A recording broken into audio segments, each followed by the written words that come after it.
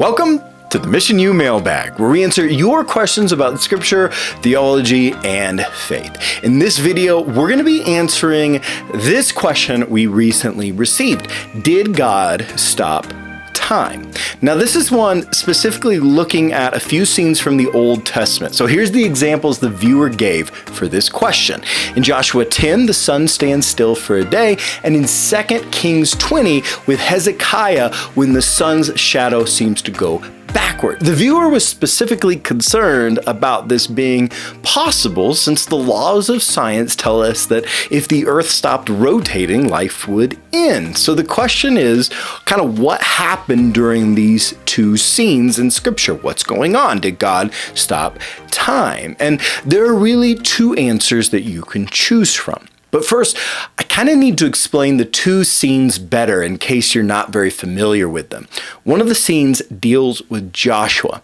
In Joshua 10, Joshua is leading Israel's armies against their enemies. He needed more time for the battle because his troops needed to catch up to their enemies before they made it back to their fortified city. So Joshua cries out to God to have the sun and moon stand still. And we're told that they did stand still for a whole day. The other scene deals with Hezekiah. In 2 Kings 20, Hezekiah, one of the few good kings of Judah, he gets really sick. The prophet Isaiah says he's gonna die. Hezekiah prays, God hears his prayer and promises to heal Hezekiah. Hezekiah asks Isaiah, the prophet, for a sign that God is going to do this. He's going to heal him. So God brings the sun's shadow on the stairway back 10 steps. In that day, these specific steps acted like a sundial, telling time.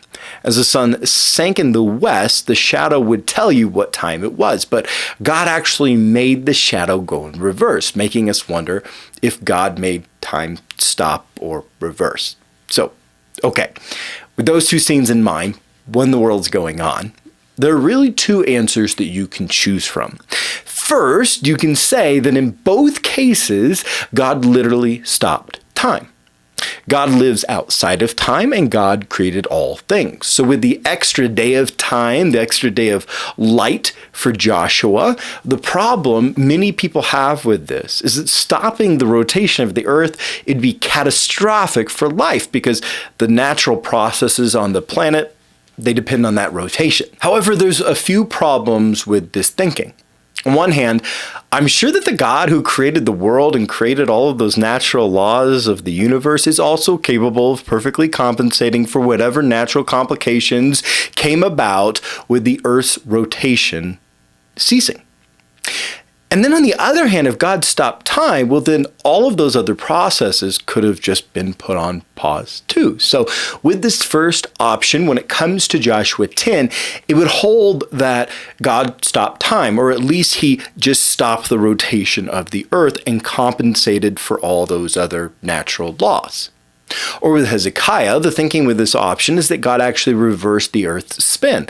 So for a moment, time actually worked backwards. So the first option is that in these instances, God actually changed time itself, meaning he actually changed the earth and the sun's movements. But then the second option is that God did not stop time or stop or reverse the movement of the earth or the sun or the moon, but he supernaturally created light in these moments. And that Joshua and Hezekiah then are describing the appearance of what they saw, not the literal movement ceasing of the earth and the sun. So with the extra day of light from Joshua, maybe God just gave that area of the earth where Joshua was light. I mean, we certainly see God creating supernatural light in all sorts of other places in Scripture. So in this thinking, God just lights up that area of the earth for this battle for Joshua. The earth keeps spinning around the sun as normal from a literal standpoint, but Joshua is then symbolically interpreting this act as the sun standing still. He's just describing the appearance of what he sees, not literally saying the earth and sun ceased moving. according to this position. Or with Hezekiah, the idea with this position is that God just changed the shadow and light in that specific spot at that specific time to make it appear different for Hezekiah, so Hezekiah would know something's going on. I mean, that would certainly still be a supernatural miracle, which is all Hezekiah was looking for confirmation.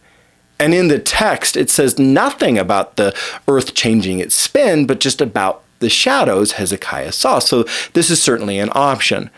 So in the first option, God actually stops time, literally pauses the movement of the earth and or the sun. And with the second option, God supernaturally changes light and shadow. And then Joshua and Hezekiah are merely describing the appearance of what they saw. Now, either view can be held biblically. But of course, we must also affirm that God does have the power to stop time. I mean, he created it. So back to our question. Did God stop time? Well, in these two circumstances, he may have. But what I'm more sure of is that he can. Thanks for watching the Mission U Mailbag.